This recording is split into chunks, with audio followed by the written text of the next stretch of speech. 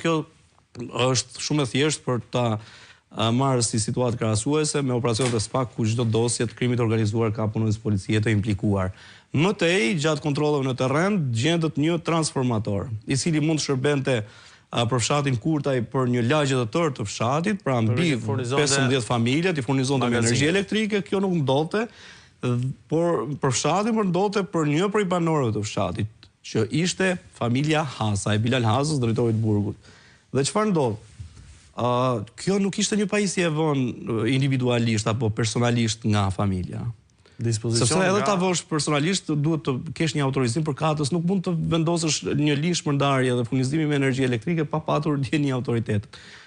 Por edhe sikur të ndodhte kjo do ishte gjysma të keqe, se ata të kishin marrë një aprovim edhe të kishin furnizuar magazinë për biznes, por ndodh që drejtues të OSHE në Peqin ka dyshime që ja kanë vënë në dispozicion transformatorin. Pra është instaluar, është vënë në dispozicion nga OSHE-ja sipas të dhënave që kemi nga grupi hetimor, këto janë dhëna paraprake hetimi që mund të ndryshojnë gjatë rrugës, por paktën kështu më është thënë nga burime mjaft besueshme dhe për të thënë dhe për forcuar faktin edhe zyrtare të autoriteteve hetuese në Elbasan. Pra kupton ku ndodhemi, domethënë e pyetja e parë që mund ngrej një drejtues se mirë kemi drejtorin që nuk pas ka dieni, por një punonjës si OSHE apo drejtuesi i kësaj korporate.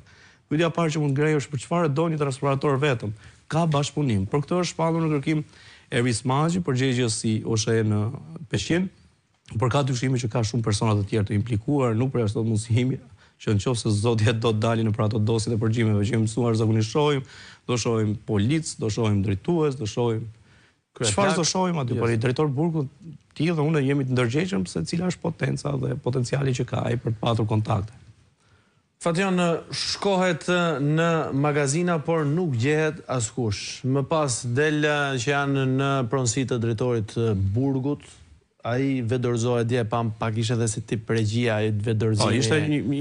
Ishte një pamje ndarë, besoj unë, nga informacionet që kam marrë nga vetë ai ose personat afërt me të. Më pas ecim tek OSHE-ja. Pra OSHE-ja i vën në dispozicion një transformator. Duke parë gjithë këtë, në fakt nuk janë të reja këto që ndodhin në Shqipëri. Nuk besoj se nuk janë të reja, por janë tronditse. Janë tronditse. Nëse kthehet në normalitet, pastaj por desha të pyesja në ç'pi kemi pra të kriminalitetit, sepse ti merresh me këto lajme, këto kronika, sidomos në ç'pi kemi. Ku shohim drejtorin e burgut i cili duhet mbajt burgosurit. Njerëzit që mund të jenë dënuar për këtë punë, burg, ndërkohë që vetë drejtori bën të njëjtën punë si ata. Jemi në pikën jemi në pikën e rënjës së besimit në mënyrë pikjat. Që do thotë, ajo çfarë ndodhi dje tregon atë çfarë ndodhi para disa muajsh në Durrës. Që do thotë, si mund të presësh nga një drejtues policie i dyshuar për kultivim narkotikësh ose familjar të tij, në pronën e tij gjendet një plantacion kaq i gjerë dhe i madh me bimë narkotike, dhe çfarë mund të presësh për të parandaluar një arratisje nga burgu? Çfarë mund të presësh për të parandaluar një vrasje nga burgu i Peqinit? Ndjesë vetëm pak momente, do të shkojmë në deklaratë nga KMSH-ja. Dhe sprovat e kontekstit shqiptar, shohim se si rinia, njerëzit shohin të paktën një mesazh shprehëse tek feja. Dhe kemi një ringjallje të përshpirtërisë, kemi një pranverë shpirtërore.